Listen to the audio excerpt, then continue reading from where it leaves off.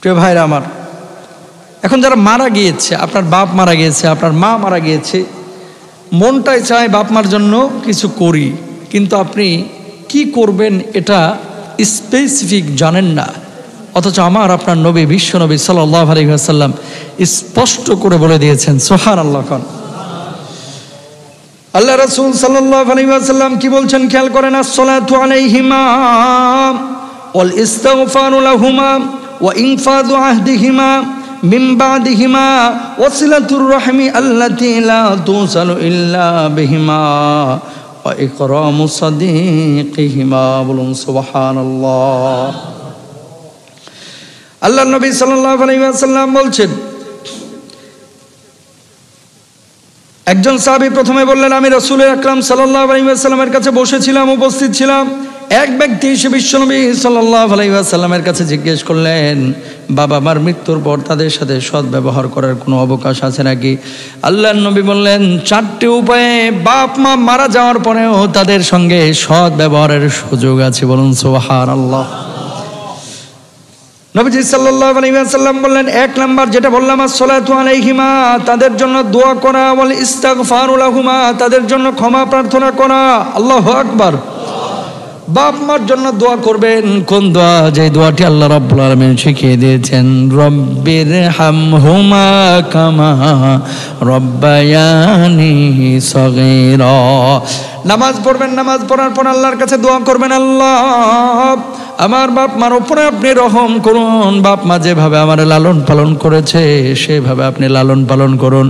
এভাবে আল্লাহর কাছে দোয়া করলে আল্লাহ রাব্বুল আলামিন বাপ মার দোয়া যেমন সন্তানের জন্য কবুল করেন, সন্তান বাপ মার জন্য দোয়া করলে আল্লাহ রাব্বুল আলামিন সেই দোয়াও কবুল করেন। বলুন সুবহানাল্লাহ। বাপ মার জন্য ক্ষমা চাইবেন, আল্লাহ আপনি আমার বাপ মার জীবনের গুনাহ খাতাগুলি মাফ করে দেন। বাপ মা ভুল করেছিল, বাপ মার ভুলগুলোকে ক্ষমা করে দেন। রব্বুল আলামিনের কাছে সন্তান যখন এইভাবে দোয়া করবে, আল্লাহ রব্বুল আলামিন সন্তানের চোখের পানি গড়ে গাল স্পর্শ করার পূর্বেই আল্লাহ দোয়া কবুল করে নেবেন। বলুন সুবহানাল্লাহ। কয় নাম্বার গেল? মনে রাখেন কিন্তু। 2 নম্বর, বিশ্বনবী সাল্লাল্লাহু আলাইহি ওয়াসাল্লাম বলছেন, ওয়া ইনফাযু আহদিহিমা মিন বাদিহিমা, কোন বাপ মা মরার আগে যদি কোনো অঙ্গীকার করে যায়, অঙ্গীকার করে গেছে যে মসজিদে 3টা ফ্যান দেব, বাপের সামর্থ্য আছে, বাপ মারা গিয়েছে, সন্তানের উচিত হচ্ছে বাপ মরে যাওয়ার পরে ওই অঙ্গীকার পূর্ণ করা। বলুন আল্লাহু আকবার। আছে না বাপেরা এরকম অঙ্গীকার করে?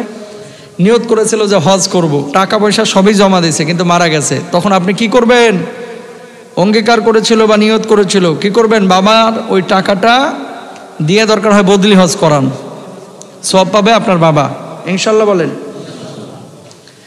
বাপ ওয়াদা করেছিল যে আল্লাহ আগামী বছর যদি 2-3 লাখ টাকা লাভ করতে পারি মসজিদে 1 লাখ টাকা দান করব। সন্তানে ওয়াদা শুনেছিল, বাপ মারা গিয়েছে, আসলে লাভ হয়েছিল, বাপ এখন আদায় করে নাই।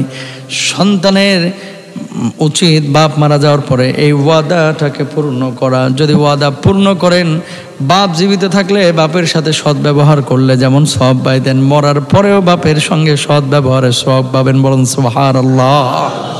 কয় নাম্বার গেল? 2 নাম্বার গেছে।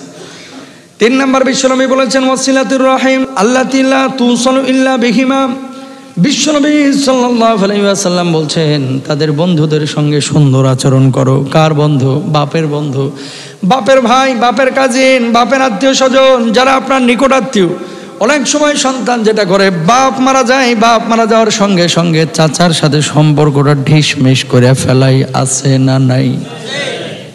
বাপ মারা গেছে, বাপই তো মরে গেছে, চাচার লগে সম্পর্ক রেখে কর্মটা কি? মা তো মারা গেছে, মামার লগে সম্পর্ক রেখে কর্ম কি? এরকম আছে না নাই? এগুলো করেন না। বিশ্বনবী বলেছেন, তোর বাপ তোর মা মারা গিয়েছে, তোমার বাপ তোমার মা মারা গিয়েছে, তোমার বাপের ভাই, আত্মীয় স্বজন, বন্ধু বান্ধব, তোমার মার বোন, তোমার মার ভাই, আত্মীয় স্বজন, বন্ধু বান্ধব, এদের সঙ্গে ভালো আচরণ করতে হবে। বলুন সুবহানাল্লাহ। এরপরে নবীজি বলছেন 4 নম্বরে, তাদের আত্মীয়দের সাথে সুসম্পর্ক রাখা। কাদের আত্মীয়দের? বাপ মার আত্মীয়দের সঙ্গে। যদি এই 4টা কাজ করেন, এই 4টা কাজ করলে বাপ মা মারা যাওয়ার পরেও জীবিত অবস্থায় যেমন সৎ ব্যবহার করলে সওয়াব পাওয়া যায়, তো আল্লাহ তাআলা আপনাকেও সওয়াব দেবেন, আপনার বাপ মার আমলনামাতেও সওয়াব পাঠাবেন। সুবহানাল্লাহ। মায়ের মৃত্যুর পর তার উপকার করতে চান, তাহলে এই আমলগুলোর পাশাপাশি আরও কিছু আমল আপনি করতে পারেন। যেমন ইবনে আব্বাস রাদিয়াল্লাহু তাআলা আনহু, ইবনে আব্বাস থেকে বর্ণিত, তিনি বলছেন, এক ব্যক্তি আল্লাহ রাসূল সাল্লাল্লাহু আলাইহি ওয়াসাল্লামের কাছে আসলেন। আসার পরে বললেন, ওগো নবীজি, আমার মা মরে গেছে, যদি আমি তার পক্ষে সাদাকা করি তাহলে এতে তার কোনো উপকার হবে কিনা? আল্লাহর নবী বললেন, হ্যাঁ। এরপর লোকটি বলল, আপনাকে সাক্ষী রেখে বলছি, আমি আমার একটি ফসলের ক্ষেত তার পক্ষ থেকে সাদাকা করে দিলাম। বিশ্বনবী বলল, এই ফসলের সাদাকা, এই ক্ষেতের সাদাকা আল্লাহ রাব্বুল আলামিন তোমার আমলনামা, তোমার মায়ের আমলনামা তো আল্লাহ দিয়ে দিবেন। বলুন সুবহানাল্লাহ। দেখেন, তাহলে মার পক্ষ থেকে, বাবার পক্ষ থেকে যদি কোনো দান করেন, এই দানটা বাপ মার কবরে চলে যায়, আমলনামায় চলে যায়। তার পক্ষ থেকে হজ উমরা সামর্থ্য থাকলে করবেন, বুখারী বর্ণনায় আছে। তার পক্ষ থেকে কোরবানি করবেন সামর্থ্য থাকলে। তাদের পক্ষ থেকে ঋণ পরিশোধ করবেন। তাদের পক্ষ থেকে কোনো গুনাহ যদি শুরু হয়ে থাকে, বাপ একটা সিনেমা হল নির্মাণ করে গেছে, বাপ একটা ওই কি বলবো বার, মদ পান করার বার নির্মাণ করে গেছে, বাপ এমন একটা ক্লাব এলাকায় নির্মাণ করছে যেখানে সারাক্ষণ জুয়া খেলে মানুষে, আছে না নাই? আছে না এরকম যে বাপ কোনো পাপ চালু করে গেছে, সন্তানের প্রধান কাজ হচ্ছে বাপ যে পাপটা চালু করে গেছে এটা বন্ধ করা। কথা বুঝতে পারছেন? বাপ কি যেটা করে গেছে সেটা কি করা? বন্ধ করা। সন্তান চিন্তা করছে, অটো পাইছি, ঠুয়ানি খাইলে বাপ খাইব, আমার কি, আমি মাল কামাই। এরকম করা যাবে না। এটা কিন্তু সন্তানের দায়িত্ব, কর্তব্য। আল্লাহর কাছে ক্ষমা চাইবেন। আর বাপ মা যে নামাজ কালাম যেগুলো ছুটে গেছে, প্রতি ওয়াক্তের পরিবর্তে, প্রতিদিনের জন্য রোজার পরিবর্তে কেউ কেউ বলছেন আর কি 2.5 কেজি গম সাদাকা করা বা এর সমপরিমাণ মূল্য দেওয়া, আল্লাহ চাইলে মাফও করে দিতে পারে, তবে নামাজের কোনো কাফফারা হয় না। এটা একটা সান্ত্বনামূলক কথা আর কি। অনেকে বলেন যে দিলে এটা আদায় হয়ে যাবে, কিন্তু রোজার ব্যাপারে আছে কাফফারা দেওয়া, কিন্তু নামাজের কাফফারা কি? নামাজ। এই জন্য ভাই নামাজ কিন্তু পড়তে হবে, নামাজ ছাড়া কোনো উপায় নাই।